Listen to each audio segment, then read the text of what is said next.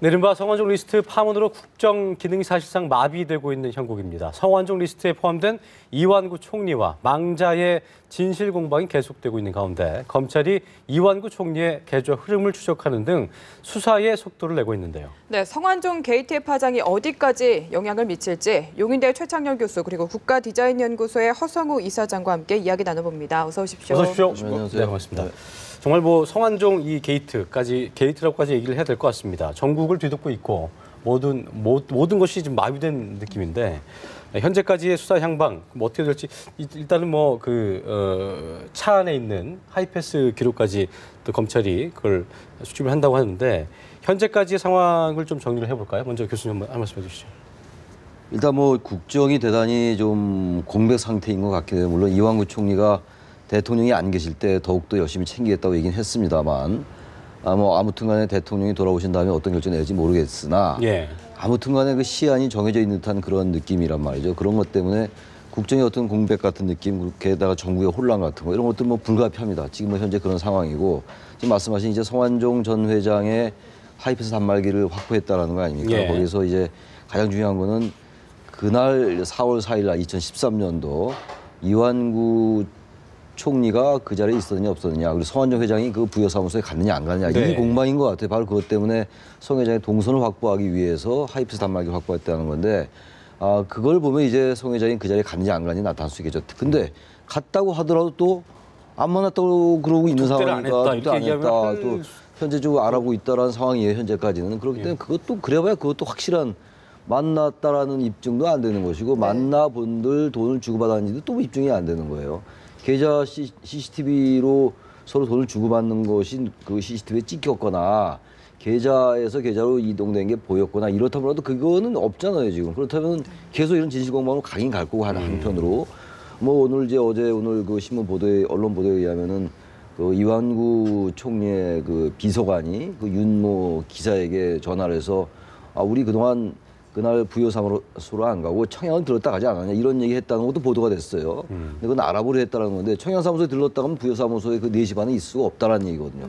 그런 식으로 계속 진실 공방이 오고 가니까 이제 그건 검찰이 할 부분이긴 합니다만 그러면서 계속 이제 이완구 총리에 대한 국민대 의혹은 계속 증폭되는 상황이고 그건 현실적으로 단지 그런 걸 떠나서 그런 실체적 진실은 검찰이 밝힐 부분입니다. 어찌 됐든 간에 그런 부분을 떠나서 국민들은 이 실체적 진실과는 관계없이 총리에 대한 신뢰를 이미 전 거둬들였다고 봐요. 100% 5천만 국민이 다 그러지는 않겠으나 일반적으로 그런 여론이 있다는 건 우리가 부인 못하는 거 아니겠어요? 그렇다면 이걸 언제까지 갈지 어쨌든 대통령이 돌아올 때까지 기다릴 수밖에 없다. 현재까지는 그런 상황입니다. 기본적으로 이제 진실 공방은 큰 의미가 없다고 봅니다. 예를 들어 검찰하고 지금 이완구 총리가 또 어떻게 보면 죽은 자는 말이 없다 그랬는데 죽은 자가 남긴 이 메모하고 녹취록 이런 것들이 사실 정치권에 엄청난 파장을 지금 던지는데 여기서는 뭐냐면 의혹만 제기돼도 사실 그 국무총리라는 자리가 만인지상 그 자리 아닙니까? 1인지하 만인지상 자리인데 그 자리라는 것은 그 국무총리 자리가 갖는 그 어떤 상징적인 의미라는 게 뭐냐면은 그게 돈을 받았냐 안 받느냐에 떠나서 그 의혹만 사실 받아도 그 자리가 지탱하기가 굉장히 어려운 자리입니다. 그리고 이완구 총리가 어떻게 국무총리가 됐습니까? 사실은 그 야당도 이완구 총리가 그 총리 후보 검증 과정에서 사실 일정 부분 도와준 이유가 박근혜 정부가 총리 후보 연속 3번째 낙마되니까 그 국정 난맥상이 너무 오래되면은 야당한테도 부담되고 또 국민들이 볼 때도 굉장히 그 부분은 야당한테 부담이 됐었거든요. 그래서 일정 부분 상당히 그 의혹은 있지만은 그래도 국무총리의 어떤 그 임명 동향을 보고 했지 않습니까? 그런 상태에서 2달도 채 가기 전에 이런 의혹을 받았다면은 그 자리에 검찰의 진실 공방을 떠나서 이 자리는 이제는 박근혜 대통령한테 부담을 주는 것 이상의 뭐랄까 누군가는 책임을 져야 되지 않습니까? 누군가는 책임진다면은 그 책임질 우선순위가 누구냐? 결국 이완구 총리가 될 수 없다. 그 얘기는 이제 최 교수님 말대로 정확한 그 둘이 만난 어떤 정확한 증거가 발견되지 않는다 하더라도 그렇죠. 예. 이렇게 좀 국정 난맥상을 이렇게 야기시켰고 예. 그런 거에 대한 도의적인 책임을 져서라도 어떻게 보면은 거치를 결정해야죠. 결정해야 된다. 뭐 그런 그렇죠. 얘기신 거죠. 그리고 지금 검찰에서 지금 이제 여러 가지 뭐 하이패스 기록이라든가 이런 것들을 이제 정황 증거 그런 물증들을 굉장히 수집한다는 것은 뭐냐면은 그만큼 지금 이완구 총리한테 눈에 보이진 않지만 예. 사실 압박을 가하는 건 마찬가지입니다. 그렇다고 해서 지금 현직 총리가 대통령이 안 계시는 상태에서 또 피해자 상태로 검찰에 출두하게 되면은 또 국정농단 이건 누가 책임지냐 이 말이죠. 그러나 어쨌든 현실적으로 대통령이 안 계시는 이 시점에서는 아마 증거 보강하면서 뭔가 그것을 갖고 계속 그 압박을 하는 수이지 대통령이 안 계시는 동안은 피해자로 아마 그 조사받으러 갈 상황은 좀 어렵지 않겠나 현실적으로 예. 그래 보는 거죠. 예. 네, 어쨌든 지금 이완구 총리가 좀 국정 총괄을 하는 상황이 부적절하고 자진 네. 사퇴를 하는 것도 책임을 지는 한 방면일 것이다 이렇게 그렇죠. 말씀을 하신 것 같은데 네.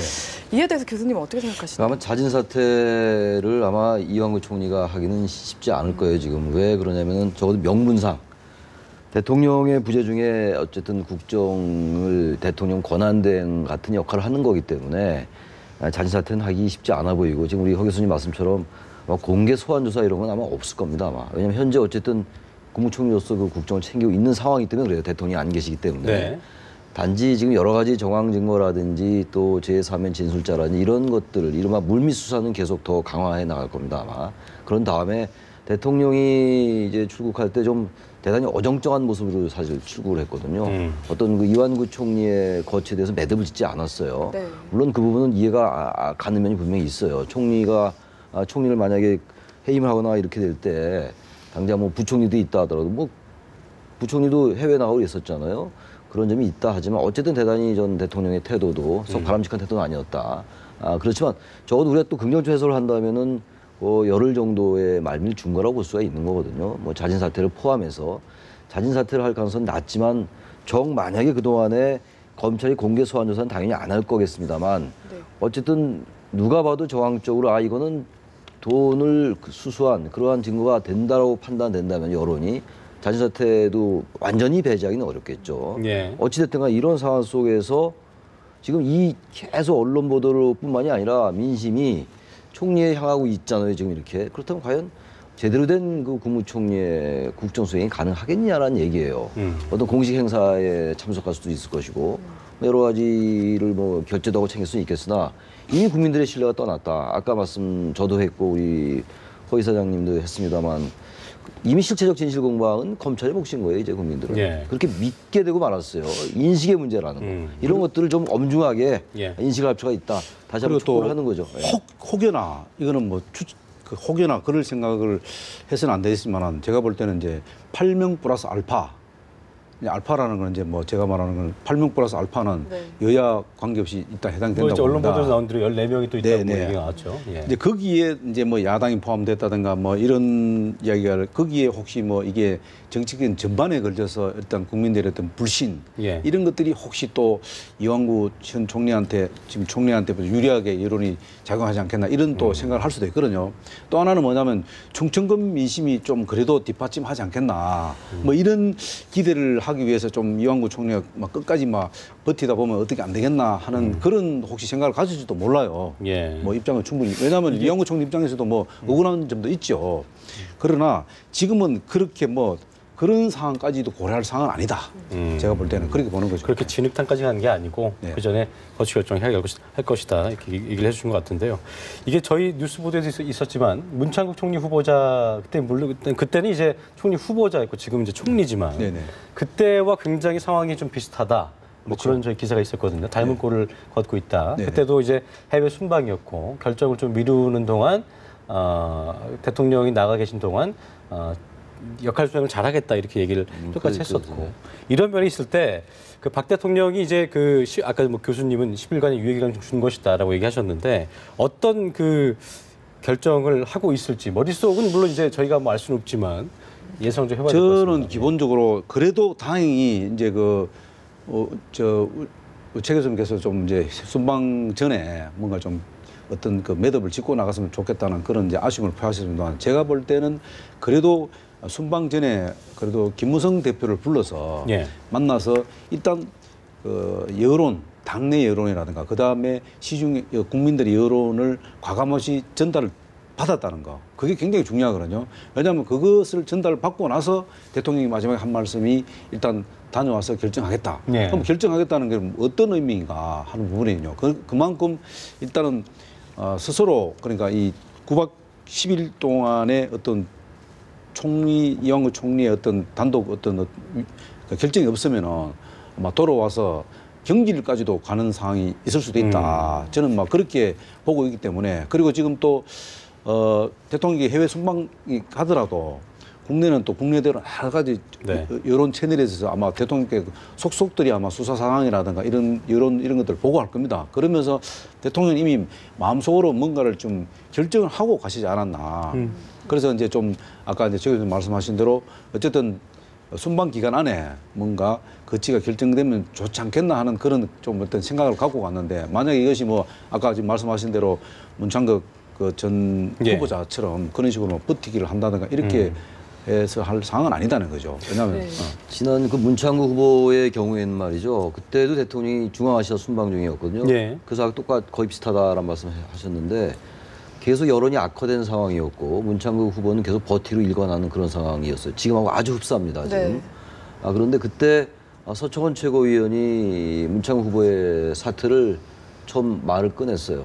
대통령 해외에 계신 상황이었고 기억나잖아요. 얼마 안 된 일이잖아요. 네.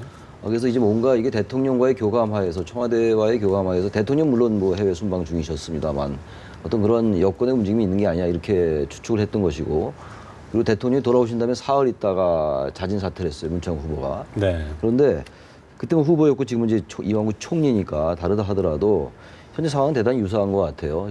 그래서 대통령의 이 결정이 말이죠. 제가 아까 잠깐 말씀드리고 지금 허 교수님 말씀하셨습니다만 대통령 입장이 이해가 안 가는 건 아니에요. 당장 해외를 순방을 떠나면서 총리를 해임하고 가긴 대단히 어려웠을 겁니다. 아마. 그럼에도 불구하고 비판 여론이 있는 것은 아무튼 그러다 보니까 지금 열흘이라는 게 짧은 시간이 아니잖아요. 3, 4일도 아니고 말이에요. 굉장히 긴 기간이에요. 이런 상황 속에서 열흘은 상당히 긴 기간인데 대통령이 안 계신 상황에서 국무총리가 업무를 수행하고 있는데 거기에 대한 얘기는 계속 나오고 있고 의혹에 대한 언론 보도는 계속 끊이지 않고 있고 말이죠. 드디어 이제 비서관이 그 윤모 씨 그 이제 전 이완구 총리의 그 후보 시절에 그 비서에 대해서 회유를 했느냐 안 했느냐 이런 것까지 나올 정도가 됐고 이완구를 사랑하는 모임의 회장을 구속했다는 것도 검찰의 압박 아니냐 이완구를 겨냥한 뭐 이런 식의 보도가 나오는 상황 속에서 도대체가 국무총리가 어떻게 업무를 수행합니까 현실적으로 그 뭐 사건의 진실을 떠나서 말이죠.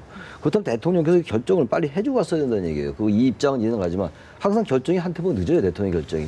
이러다 보니까 여러 가지 설왕설래가 열흘 동안 있는 거예요. 검찰은 검찰대로 대단히 곤혹스럽고 국정의 2인자한테 업무를 맡기고 간 상황인데 공개 소환할 수도 없고 근데 이완구 총리 빨리 수사하라고 얘기했고 새누리당에서도 이완구 총리가 수사 제일 빨리 받아야 된다 얘기했단 말이죠. 이완구 총리 본인도 그렇게 대정부질문 답변에서 얘기를 했고 네. 근데 현실적으로 소환하기 어려운 상황 물밑수사만 계속하면서 계속 언론에 보도만 안 되고 대단히 비정상적인 상황이다 이 상황이 이걸 왜 이렇게 이런 상황으로 가지고 가느냐 결정하고 가셨어요. 아예 재심을 하고 가시든지 네. 아니면 그냥 딱 해임을 하고 이렇게 갔어야 되는 거지 이렇게 어중간하게 해놓고 하면 이거 도대체 어떻게 여기에 대한 해석이 부분하고 말이죠. 이게 정치가 불가측성으로 가면 안 되는 거예요. 예측 가능해야죠. 문창극 그 후보하고 지금 그 이완구 총리하고 공통점이 뭐냐면 말이 계속 지금 그 관리자행이에요. 예. 이완구 총리도 야당에서 왜 그렇게 말이 틀리냐 했더니 충청도 말씨가 그렇다 논란이 이렇게까지 됐었죠. 했는데 사실 어떻게 보면 그 발언은 어떻게 보면 충청 민심을 다시 업고 뭔가를 반전을 기하겠다는 그런 의도도 상당히 깔려 있다고 우리들은 볼 수 있고 그런 오해를 할 수 있는 부분입니다. 그런데 참 불행히도 지금 충청 민심이 그렇게 녹록지 않다는 거예요. 예. 그 부분들도 간과해서는 안 된다. 왜냐하면 충청 민심이 이완구 총리한테 결코 우호적이라고는 볼 수 없다고 보는 거지. 이런 여러 가지 상황들이 결국은 이완구 총리가 본인 혼자만 살기 위해서 충청 민심까지 또 다르게 오도한다는 그 부분에 대해서 충청도 분들이 굉장히 좀 혐오를 하고 있다. 이렇게 예. 볼 수도 있어요. 근데 전 잘 몰라서 좀 여쭤보고 싶은 게 충청도 말투가 그렇습니다라는 게 어떻게 충청도 민심이 본인한테 돌린다고 생각해? 난 그 논리적인 인과관계가 추론이 잘 안 돼요. 예, 당연히 그 얘기하면 너 충청도 민심이 돌아서지 않겠어요? 충청도 말투가 그렇다라는 얘기는 일단 듣기에는 왜 특정 지역의 말투를 가지고 이렇게 얘기를 해라고 들릴 수가 있잖아요. 그래서 그 발언도 대단히 그러니까 그만큼 머릿속이 좀 혼란스러운 혼란스러웠던 것 같아요. 그렇죠. 그러다 보니까 자꾸만 이것저것을 뭐 어떤 거짓말, 본인은 큰 틀에서 거짓말이 아니라고 그랬는데 계속 언론에서는 거짓말 논란이 일고 있고 말이에요. 이러다 보니까 이게 흔하면 스텝이 꼬여가면서 자꾸만 얘기가 본인도 주워 담지 못한 일을 좀 간 게 아닌가라는 생각이 들긴 들어요. 네. 어쨌든 두 분 모두 뭐 시기가 어쨌든 방법이 어쨌든 벼랑 끝에 몰렸고 물러나야 한다 이런 입장이신 것 같은데 사실 이 이완구 총리가 총리자에 오르기까지 3번이나 지금 문제가 됐었고요. 그 후에 국정 운영에 차질이 빚어질 것이라는 우려들이 많이 나오고 있습니다. 그 후 이야기를 해보고 싶은데 박근혜 대통령 총리 순환사라는 이야기까지 나오고 있거든요. 공감하시나요? 뭐 공감하기보다는 현실적으로 지금 상황이 그렇지 않습니까? 네. 그래서 왜 그러면 총리의 순환사가 계속 되느냐는 부분이거든요. 그래서 좀 저는 개인적으로 박근혜 대통령이 만약에 돌아오셔갖고 새로운 총리 인사를 만약에 손을 댄다면은 좀 그 스펙트럼을 좀 넓히면 좋겠다. 왜냐하면은 꼭 그 박근혜 대통령이 수첩에 있는 아니면 박근혜 대통령이 알고 있는 사람만 할 게 아니고 사실 국무총리는 대한민국의 2인자이기 때문에 여야를 뛰어넘어서 정말로 뭐 박근혜 대통령도 이완구 총리는 늘 사심 없는 분을 좋아하잖아요. 그러다 보니 정말로 국정 수행에 매진할 수 있고 사심 없는 분이 올 수 있다면 국민들은 누가 반대하겠습니까? 그래서 이 순환사는 결국 뭐냐면 박근혜 대통령께서 선택한 부분이기 때문에 그 부분은 박근혜 대통령께서 앞으로도 풀어야 할 숙제다. 그렇게 보는 거죠. 그러니까 이제 기본적으로 이 청문회의 벽을 계속 통과하지 못했고 두 분은 앞서 두 분은 난대희, 문창욱 두 분은 아예 자진 사퇴했던 것이고 이완구 총리는 이제 충남도지사도 했고 국회의원을 3번이나 했던 분이니까 하는 분이니까 저도 청문회 부담은 없다고 다 예상을 했던 거 아니겠어요? 모든 언론이 다 이른바 진보 언론도 그렇게 생각을 했던 것이고 여야 의원 다 그랬던 거였고 또 원내대표 때 일을 깔끔하게 잘 처리했고 야당도 상당히 호감을 가졌고 말이죠. 그랬는데 결국 청문회에서 밝혀지지 않았던 이 성완종 리스트가 밝혀진 거잖아요. 전혀 엉뚱한 데서 지금 성완종이라는 분이 자살하면서 말이죠. 첫째는 청문회에 대한 부담이 있을 겁니다. 또 다음 만약에 총리를 이제 새롭게 임명을 해야 된다면 어떻게 될지 모르겠으나 청문회를 통과할 인사를 구할 때 이제는 정말 이게 뭐 수십 번 하는 얘기들입니다만 그런 것들 면밀하게 검토를 해야 된다는 생각이 하나 들고 근데 아까 저도 허 이사님하고 동감인데 이제는 이제 그 여권에서 찾으면 안 될 것 같아요. 이제 어차피 정치로 이렇게 되고 말았어요. 이병기 비서실장과 이완구 국무총리의 양대 축을 해가지고 제3기 집권 3년 차에 어떤 내각을 관할해 나가면서 하려고 그랬던 거 아니겠어요? 상당히 호평도 받았고 말이죠. 이랬는데 이 구상 자체가 완전히 헝클어졌어요. 지금 이병기 실장도 언론에 보던 뭐 상대로 적게 나옵니다만 리스트에 이름이 올라있는 상태이기 때문에 이 부분도 한계가 있어요. 지금. 그래서 이완구, 이병기 두 분을 가지고 국무총리와 대통령 비서실장 두 분을 가지고 이제 새롭게 국정 동력을 추진해 나가려 했던 것은 분명히 그 구상은 헝클어졌다. 그렇다면은 만약에 새 총리가 들어서게 된다면 야당과 여권을 다 포괄하는 그러한 인사가 된다. 그야말로 이제 굳이 내각으로 말하면 거국 내각적인 성격을 갖는 그런 인사가 총리가 되지 않으면 이 상을 돌파하기 어려울 것 같아요. 그리고 또 한 가지가 뭐냐면 다음 자기 대통령은 자기 총리는 적어도 대통령 후보에 올라갈 예상되는 분들은 사실은 제외해야 된다고 보는 거죠. 왜냐하면 그렇게 되면은 대통령 후보를 염두에 둔다면은 본인의 여러 가지 생각과 또 국정 수행하는데 여러 가지 흐트러지는 모습이 많아요. 그리고 그게 결코 대통령한테 박근혜 대통령한테 도움이 안 됩니다. 왜냐하면 2인자 자리에서 다음 자기 대권까지 노린다면은 이게 도대체 누구를 위한 국정 수행이냐 이 말이죠. 그 부분은 제가 볼 때는 개인적으로는 그 부분은 제외된다. 또 하나는 뭐냐면은 지난번 이완구 총리 그 후보 검증 과정에서 제가 알기로는 이완구 총리가 무결점이라고 본인 스스로 늘 이야기를 하셨대요. 근데 그거를 너무 지나치게 믿었다는 거죠. 검증 시스템을 좀 제대로 가동을 했다면은 그런 굉장히 그 곤욕을 치르지 않았다. 그래서 이번에도 아무리 이제 최 교수님께서 거국 내각적인 임무를 하더라도 검증 시스템은 검증 시스템대로 그 가동을 시켜야 된다는 거죠. 너무 후보 본인의 말만 믿어서는 안 된다는 거죠. 그게 왜냐하면 결국은 검증 과정에서 문제가 생기면은 또 통과했다 하더라도 그것이 과연 만약 객관성을 담보하기 되게 어렵다는 거죠. 그래서 저희가 지금 이 얘기를 하다 보니까 마치 꼭 이완구 총리가 사퇴를 하게 된 것처럼 기정사실화하는 것 같은데 이 부분 좀 조심스러운 것 같고요. 대통령의 10일 후의 선택이나 또 검찰 수사를 좀 지켜봐야 할 것 같습니다.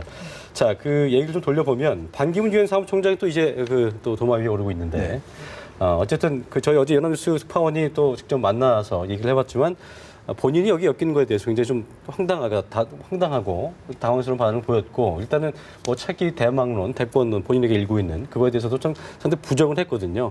그 유엔 사무총장이 끝난 뒤에는 가족들과 시간을 많이 보내고 싶다 이렇게 얘기를 했었는데 이게 그 성완종 전 회장이 반기문 대망론을 주도했다는 거 이게 맞는 얘기입니까? 어떻게 봐야 될까요? 전 그게 이제 그 녹음 파일에서 나왔던 네. 얘기인데 전 그건 좀 성완종 회장이 스스로가 자의적 해석인 건지 자의적으로 해석을 하고 좀 과대하게 해석을 한 것 같아요. 근데 친분 분명히 있죠. 그 책에도 뭐 추천사도 써줬는데 물론 추천사를 써준 걸 가지고 친분이 두텁다라고 얘기하기는 어렵긴 해요. 그러나 어쨌든 뭐 충청 포럼의 회원이었고 말이죠. 또 같이 뭐 그 당시 이제 반기문 사무총장이 유엔 사무총장을 하니까 2006년도에 네. 거기에 대한 얘기도 하고 이런 거니까 분명한 어떤 정도의 일정 부분의 친분이 있는 건 맞는데 성완종 회장이 주장하는 것처럼 그 정도의 그 가까운 사이는 아닌 것 같아요. 반기문 총장은 부인을 했고 말이죠. 그래서 이 부분은 어쨌든 성완종 회장이 반기문 총장과 가까워서 자신을 이완구 총리가 어떤 이렇게 불이익을 주려 했다라는 것은 자신의 어떤 지나친 논리적 추론이다 이렇게 저는 생각을 합니다. 네. 저는 조금 이제 그 부분에 대해서 정 교수님하고 네, 어떻게 조금 생각하세요? 뭐 물론 정 교수님 말씀도 뭐 일리가 충분히 있습니다. 그러나 조금 저는 이제 다르게 좀 보고 싶은 게 사실 그 성완종 그 전 회장의 스타일로 보면은 절대로 그 사람은 안 친한데 친하다 할 분 아닙니다. 제가 네. 평소에 이제 알고 있는 스타일을 보면은 그렇다면은 반기문 사무총장도 나는 뭐 그냥 적당히 아는 사이지 친한 사이는 아니다라고 분명히 얘기했지 않습니까? 근데 이제 친하고 안 친하고 떠나서 과연 그러면 이 저 성완종 그 회장 전 회장이 그러면 왜 그러면 건노갑 고문한테 최정일 건노갑 고문한테 이 소위 말하는 제2의 DJP 연합을 하듯이 반기문 총장을 끌어들여서 소위 말하는 반기문 대망론을 예. 하자라고 왜 했겠습니까? 그런 친하지 않고는 도저히 그거는 가능하지 않습니다. 거기다가 또 반기상 동생이 또 경남 기업에 또 고문으로 있었지 않습니까? 네. 이런 여러 가지 정황으로 볼 때는 그냥 단순한 관계는 아니다라고 추론해 볼 수 있죠. 또 하나는 뭐냐면은 참 애매한 또 말씀하셨어요. 네. 뭐 어제 그저께 이제 언론에다가 그 뭐 사무총장직을 그만두면은 정말로 고생한 아내하고 진짜 좋은 시간을 가고 싶고 또 손자하고 시간을 가고 싶다는데 네. 이게 그렇게 하다가도 기회가 되면 다시 정치권에 복귀한다는 뜻인지 아니면은 정계를 완전히 나는 정치에 전혀 관여하지 않겠다 하는 얘기 그런 얘기를 한 적은 없거든요. 그래서 정치에 나는 관여하지 않겠다. 그러고 앞으로 대선과 나는 그런데 전혀 관여하겠다. 그런 소리를 한 적은 한 번도 없습니다. 이런 애매한 얘기를 또 하셨어요. 그러면 여러 가지 정황상으로 보면은 반기문 총장도 아니 기회가 되면은 또 국민이 원하면은 내가 후보로 나올 수 있다는 이런 전제가 좀 깔려 있는 것 같아요. 제가 볼 때는 이것도 굉장히 좀 애매한 표현이다. 표현의 모호성. 예. 예. 그러니까 이런 것들이 자꾸 의혹을 불러일으킨다. 아니 대권하고 나는 관심 없다. 그러니까 그러니까 이사장님 이렇게 얘기를 일단은- 깔끔하게 정리해버리면은 뭐 반기문 대망론 이런 게 정리가 그러니까 됩니다. 뭐 성완종 전 회장의 본인 혼자만의 어떤 네. 그 좀 과대한 포장된 해석은 아니고 아니다는 거죠, 분명히 저는. 소통이 있었을 것이다. 예, 뭔가 이렇게 소통도 예상을 있고 뭔가를 하신 건데. 나름대로 뭐 성완종 회장하고 뭔가를 여러 가지 그 사이에 직접이든 간접점이든 뭔가 네. 메시지가 왔다 갔다 한 거는 사실인 것 같아요. 근데 최근에 이제 그 언론을 통해서 보이는 성완종 회장과 이제 반기문 총장과의 관계 문제는 이 문제의 본질은 반기문 총장이 대권 주자이기 때문에 네. 이완구 총리가 견제를 해야 되고 근데 성완종 회장이 반기문 총리가 가깝기 때문에 그것을 이제 성완종 회장에게 들어주지 않았다. 이런 논리적 얼개잖아요, 지금. 그래서 성완종 회장과 반기문 총장과의 관계를 잠깐 우리가 관심을 갖는 거 아니겠어요? 근데 저는 적어도 상당히 상당 수준의 가까움이 있는 건 분명해요. 단지 근데 그 가까운 거를 A와 B 둘이 가까운데 A가 느낀 주관적 인식과 B가 느낀 주관적 생각은 다를 수가 있죠. 그렇죠? 이게 객관적으로 어떤 것까지 가깝다고 해야 되느냐. 그렇죠. 소주를 몇 번 먹어야지 가깝다고 하는 이렇게 얘기될 수 있는데 어쨌든 중요한 거는 반기문 총장과 성완종 회장이 가깝든 멀든 간에 어떤 관계가 있기 때문에 이완구 총리가 그 부분에 견제했다. 이 논리는 좀 논리적 비약이 있다라는 얘기를 저는 하고 싶은 거예요. 그리고 또 이게 충청 포럼의 실체를 가득 들여다보면은 이 회원이 뭐 만 한 3천 명 이상 되지 않습니까? 그리고 전국에 크게 작게 다 지부들이 갖고 있습니다. 그럼 그 일정 포럼이라는 게 충청 포럼이라면 충청도 분들이 진짜 선의해서 좋은 입장에서 볼 때는 뭐 공직자들이나 정관계 사람들이 모여서 정말로 충청도 발전을 위해서 충청 포럼을 순수하게 만드는 건지 아니면 성완종 회장이 뭔가를 나름대로의 충청도 대망론을 불을 지피기 위해서 이 조직을 활용하는지 그것도 우리가 지켜봐야 할 부분이에요. 그런데 저는 추측건데 성완종 회장의 평소 스타일을 보면은 절대로 그냥 단순하게 충청 포럼을 만든 건 아니다. 그러면 충청 포럼에서 뭔가를 충청 대망론을 불을 지피고 그 조직을 위해서 뭘 만들기 위해서 그 충청 포럼을 조직하지 않느냐. 그렇다면 그게 누구냐? 이완구 총리는 아니다 말입니다. 거기서. 그럼 누구냐? 제가 볼 때는 반기문 총장밖에 없을 것이다. 그래서 아마 반기문 총장과의 그 관계를 계속 유지를 해왔지 않았나. 그렇다면 그 부분에 대해서 어쨌든 뭐 반기문 총장께서 본인이 직접 나는 뭐 그렇게 아주 친한 사이가 아니다. 이렇게 아마 단정적으로 얘기를 했었는데 그거는 이제 앞으로 좀 더 두고 봐야 되겠죠. 지켜봐야겠죠. 뭐 어떻게 당사자가 좀 없기 때문에 네네. 일단 이거 지켜봐야 되는 부분인 것 같고요. 네, 끝으로 하나 더 질문을 드리면 앞으로의 수사 방향에 대해서 저희가 전망을 좀 해보고 싶은데 뭐 여야 정치인 14명이 포함된 이른바 성완종 장부를 확보했다는 보도가 나왔습니다. 예. 뭐 야당으로까지 앞으로의 수사가 확대될 거라고 보시는지. 전 당장 확대될 가능성은 없다고 봐요. 왜 그러냐면 검찰이 그 사실을 부인을 했어요. 오보다라고 얘기를 했거든요. 검찰이 언론 보도를 오보라고 잘 얘기를 안 해요. 대단히 이례적이거든요. 근데 이거 오보라고 3번이나 확인을 해줬기 때문에 저는 그 당장 확대될 것 같지 않고 왜 그러냐면요.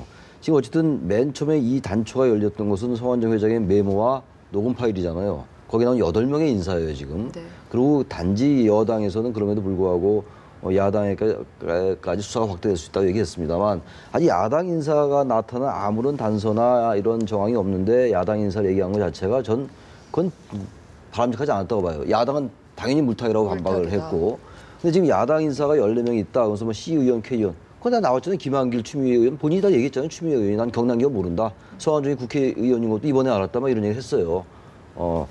그렇기 때문에 현재 언론의 보도를 오보라고 검찰이 확인을 했고 이런 상황 속에서 저는 이게 당장 야당 수사가 확대되면 모르죠. 여권 입장에서 볼 때 이게 야당까지 가면서 선거에도 유리하고 여당 입장에서 볼 때는 이완구 총리로서 당연히 이제 이게 본질이 딴 데 갈 수 있다고 생각할지 모르나 아직 우리 국민들의 이제 그렇게 그 정도로 저는 낮지 않다고 봐요. 그래서 저는 검찰이 섣불리 야당에까지 수사를 확대해 나가서는 적어도 아직은 적다 이렇게 좀 봐요. 저는 좀 조금 다른 오늘 좀 우리 기자들하고 조금 자꾸 아니 다른 단지 얘기인데. 하나만. 네. 야당 인사가 만약에 단서가 나오면 당연히 확대해야죠. 그건 뭐 당연히 해야 되는 건데 그렇지 않은 상태에서 막 확대해 나가기는 어렵다라는 얘기예요. 그 저는 그 상당 부분 아마 증거를 입수했지 않았나. 왜냐하면 지금은 아까 최님께서 언론에 그건 오보다 얘기했는데 저는 8명 플러스 알파에 야당도 상당히 포함되어 있지 않아. 그러나 검찰의 고민은 있을 수 있다. 왜냐하면은 지금 이야기했지만 야당에서 검찰의 수사에 대해서 알파 부분에 대해서 물타기라는 표현을 자꾸 쓰고 있기 때문에 검찰이 아무런 증거 없이 그냥 수사를 들어가겠으면 정말로 물타기로 비칠 수 있거든요. 그렇기 때문에 검찰에서 지금 아까 오보라는 표현을 쓰면서까지 이게 일단은 지금은 그 너무 이렇게 확대 해석하는 거는 경계를 할 겁니다. 그러나 저는 기본적으로 검찰이 이게 뭐 박근혜 정부의 검찰이 아니지 않습니까? 국민의 검찰이 아닙니까? 네. 그렇기 때문에 검찰은 검찰 나름대로의 논리를 갖고 수사를 할 거라고 봅니다. 이거는 왜냐하면 대통령도 성역 없는 수사를 하게 그래요. 성역이라는 건 뭡니까? 여야 관계없는 거 아닙니까? 정재계 다 수사를 할 겁니다. 그리고 정치권만 수사하는 게 아니지 않습니까? 뭐 그와 관련된 금융권 뭐 모든 게 다 수사를 할 겁니다. 그래서 명명백백하게 밝히기 위해서 검찰이 지금 숨고르기 있지 않겠나. 그리고 대통령이 27일 날 돌아오시지 않습니까? 예. 그러면 4.29 재보궐선거가 29일입니다. 그러면 그 전에 일단 상당 부분은 가닥이 잡히는 상태에서 네. 1차 검찰의 수사 발표가 있을 수도 있다고 저는 봅니다. 예. 그리고 또 하나 꼭 말씀드리는 것은 그 이번에 만약에 검찰 수사가 이중잣대로 국민들의 눈에 보이면은 네. 정말로 검찰은 대한민국 검찰이 될 수가 없다. 어쨌든 그래서 뭐, 정말 예. 한 개의 잣대를 들이댈 가능성이 높다. 이렇게 보는 검찰의 거죠. 어떤 선명한 수사가 좀 필요할 것 같다는 생각이 좀 드는군요. 예. 네. 자, 오늘 말씀 여기서까지 듣겠습니다. 고맙습니다. 네, 감사합니다. 네, 그렇습니다. 네.